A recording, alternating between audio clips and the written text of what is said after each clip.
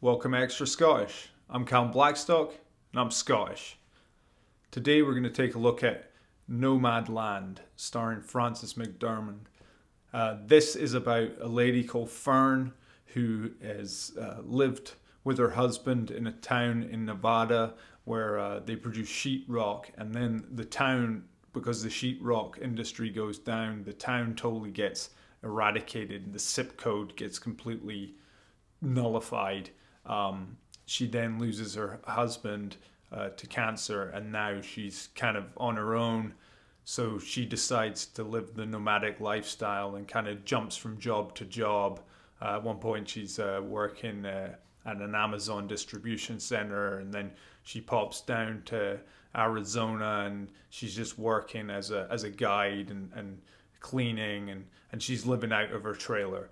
And that's the gist of what this movie's all about, and the friendships and the bonds that she's having along the way, and really her journey trying to discover how her life should go from this point forth, and looking back and trying to let go of the past. Okay, themes. Definitely enlightenment, the road less traveled, finding peace. Specifically the finding peace part here, obviously, because a lot of the characters in this that Fern comes across have suffered some loss because it's people who are retired, who are living in their trailers and stuff, or caravans or trucks as they drive around the country, going from job to job. And some of the stories, for example, one lady, she had worked with someone who had saved up, when he got his boat for retirement, and he dies just before he even gets a chance to take the boat out of the yard, out of his driveway. So she didn't want to have that happen to her, and that's really what this story is. It's a sort of people who've been neglected, and people who want to pull something bigger and better and a lifestyle out of this life. So that's those themes. So the best line is linked in with one of the themes of just togetherness that the nomads find as they come together and tell stories to each other, and build those bonds as they hop around the country and they bump into each other every now and again. So the best line is about the ones who have passed away, and what you would say for them, and that would be, to the ones that had to depart, see you down the road.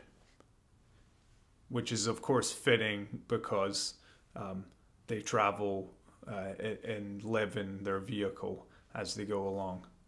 Best scene, I mentioned it before there. This is when Fern talks to the one lady who had the workmate who she had worked with for years, and he'd put his life savings towards saving up for retirement, and he gets cancer, and it's a very rapid one, and passes away before he can even get his dream of going out in his boat. So it was pretty powerful scene, and this lady, she didn't want to do the same thing, and you find out she also has cancer, so she's just trying to grasp what's left of it for her. When I was watching it at times, therefore this was one of the sadder scenes.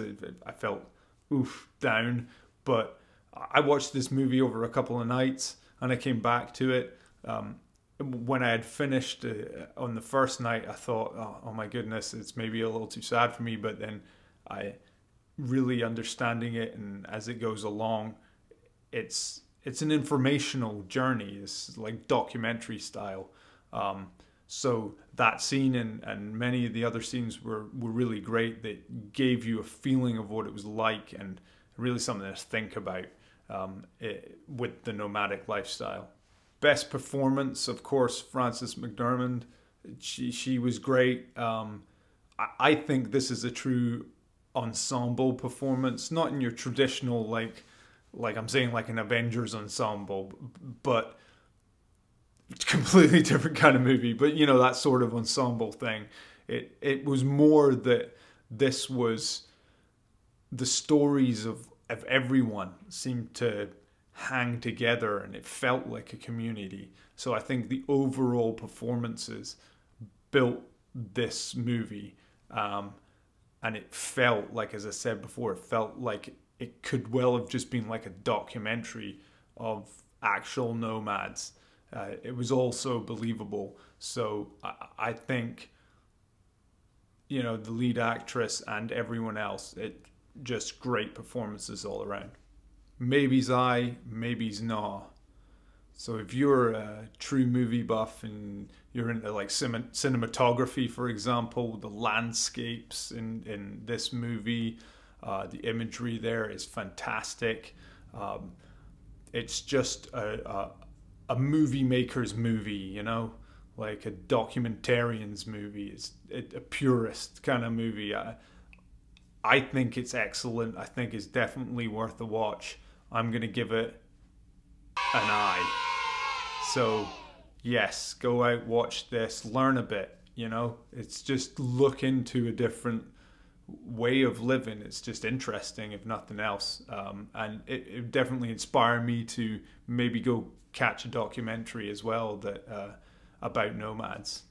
So other movies that you could watch, Into the Wild, that's definitely one you could watch, and that's about this guy's journey, and he eventually goes up, I believe he's up in Alaska, where he goes up, there's a bus, an abandoned bus, and it's really hard to get to. This is a journey that, because of this movie, people like went on this journey, and that bus has actually recently been taken away because I think there's a river or something that you have to get over there. It's very dangerous to do, and people have died doing that. So I think for that reason, because so many like tourists who wanted to do Into the Wild style kind of went there, so then they airlifted the bus out of there. So that's no longer there. But that's definitely a movie. If you like this one, you'll kind of like that. Wild is another movie you could take a look at with Reese Witherspoon, and this is another journeyman's journey where she's on a sort of spiritual enlightenment or clarity as she goes on a journey. Similar mold of movie, so definitely that's another one to take a look at. The Secret Life of Walter Mitty with Ben Stiller, personal favorite of my wife. This is a fun movie, but it's also a man on a journey, sort of daydreamer kind of thing. He goes to Greenland, which, because I'm Danish and they have that connection with Greenland, and when I went to school for a while in Denmark, and a lot of Greenlanders were in the school, so I know some people from there. I've only once, when I was flying over to go to Iceland, looked down at Greenland, and it looked fantastic from the plane, but my daughter at the time was 3, and she wanted to stare at SpongeBob and didn't want the window open, so I missed out on one of the world's most beautiful views, but whatever. And he also goes to Iceland in this, where I've also been, which is amazing. So for Icelandic tourism, definitely go to Iceland. And if you watch this movie prior to going to Iceland, because it will give you the whole feel, it's a real fun movie. So Scottish word, and I'm going to try and hit this right, Stravik, which, if I've pronounced it right, although I'm Scottish, doesn't mean I'm always getting the words right. Stravik. So this is to wander aimlessly. So I thought that fit in with the movie there. So use that in conversation whenever you can. To the ones who had to depart, see you down the road.